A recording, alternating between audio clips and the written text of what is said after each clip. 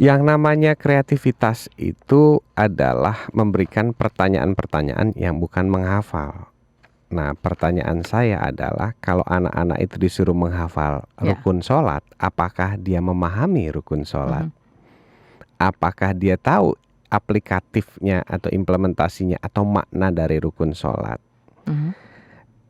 Disinilah kenapa saya sering renungkan dalam batin. Banyak orang yang sholat tapi korupsinya tetap jalan. Yang jidatnya item-item, kawan-kawan saya ya korupsinya juga lancar-lancar saja begitu. Karena mungkin dulu waktu kecil yang diajarkan adalah menghafal rukun sholat, bukan memaknai setiap gerakan sholat.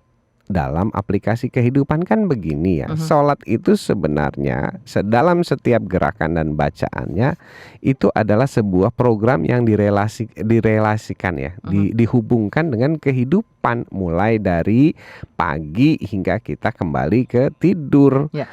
Jadi misalnya gerakan pertama niat, jadi niat. Nah, berarti niat dalam sholat itu kalau dalam aplikasi kehidupan niat apa sih? Nah, misalnya niat kita mau ngapain nih, Ya. terus kita punya nggak plan. Jadi niat itu adalah sebuah upaya untuk mewujudkan plan, rencana hari ini mau ngapain, mau ngapain, mau ngapain, mau ngapain. Nah, bukan anak-anak kita disuruh menghafal rukun sholat yang pertama adalah ini, yang kedua ini, yang ketiga itu, yang keempat ini. Akhirnya begitu mereka dewasa, mereka hafal semua surat, semua ayat, semua rukun, rukun iman, rukun Islam, tapi nggak pernah ngerti hubungannya dengan kehidupan ini apa sih? Mhm. Bagaimana saya mengaplikasikannya? Nah, itulah sebuah keanehan yang terjadi di negeri kita. Makanya orang asing itu banyak yang geleng-geleng kepala begitu. Kemarin saya ngobrol sempat sama pimpinan sebuah bank asing ya. Iya. Ada orang yang ibadahnya sih oke gitu, tapi begitu punya anak buah yang ketahuan korup kok nggak dipecat Mhm. katanya. Mhm. Waktu ditanya alasannya apa? Oh, dia dulu kawan sekolah saya gitu. Jadi padahal kalau kita tahu bahwa di dalam Islam itu kan bahkan Nabi sendiri mengajarkan kalau anakku bersalah maka atau mencuri misalnya potonglah tangannya kan. Terlepas dari teman, Ya. sahabat, bahkan anak sendiri harus itu berlaku. Saya mungkin dalam hal ini punya pandangan bahwa sebaiknya anak kita itu diajarkan mengkaji, bukan menghafal gitu. Nah, kita ini sudah terbiasa dengan habit-habit hafalan, Mhm. Indonesia menghafal, masyarakat menghafal.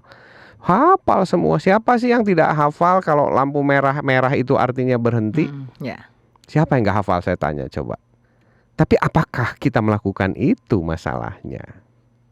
Siapa sih yang nggak tahu dan nggak hafal kalau misalnya P dicoret atau S dicoret itu adalah dilarang berhenti di situ. Tapi apakah kita bisa Mhm. melakukan itu?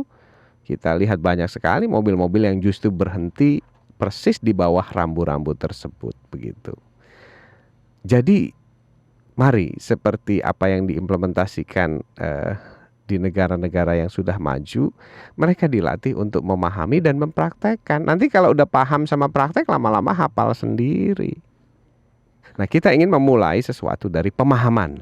Kita Mhm. paham, kita sadar gitu. Jadi kalau ada pada saat ya itu yang saya tadi katakan bahwa saya baru belajar Al-Qur'an itu benar-benar pada saat saya ya kuliah oleh dosen saya namanya Pak siapa ya lupa waktu itu, ya membahasnya seperti itu. Bahkan beliau bilang, "Loh Pak ini Quran boleh dicoret-coret?" Iya emang untuk dicoret-coret, untuk distabilo, untuk dilingkari.